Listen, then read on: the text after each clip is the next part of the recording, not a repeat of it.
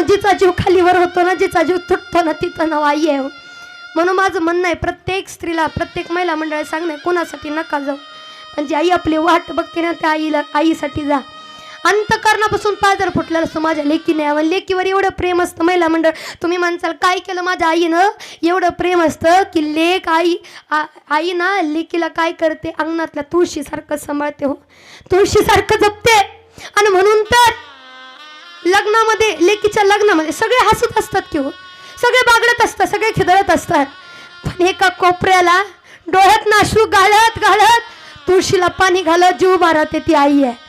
तुळशीला पाणी घालत उभं राहते. का माहितीये का, ती सांगत असते, जावाई बापू मी माझ्या लेकीला या तुळशीसारखं जपलंय हो, अंगणातले तुळस कधी कधी सुद्धा सुकू द्यायचे नसते, मी माझ्या लेकीला कधी सुकू दिलं नाही, कधी कशाची कमतरता पडू दिली नाही. जावाई बापू मी जसं सांभाळलं तुम्ही तसं माझ्या लेकीला सांभाळा हो. अंतकरणाने सांगणारी आई जेव्हा निघून जाते ना, मग काही खरं नाही हो. म्हणून तुळशीसारखं ती आई त्या लेकीला जपत असते. म्हणून प्रत्येक महिला मंडळात सांगणं, आई आहे तोपर्यंत जाऊ, आई एवढं प्रेम करणारं कोणी नाही. महिला मंडळाच्या डोळ्यामध्ये आईच्या नावाचं पाणी आलं, आजीच्या डोळ्यामध्ये पाणी आलं. खरं पाहायला गेलं, आज तुम्ही कोणाच तरी आजी झाला, दीदीच्या डोळ्यामध्ये पाणी आलं. तर सांगू तुम्हाला, पण आईची आठवण काढली ना, कुठलाच माणूस असा नाही की त्याच्या डोळ्यामध्ये पाणी नाही येणार.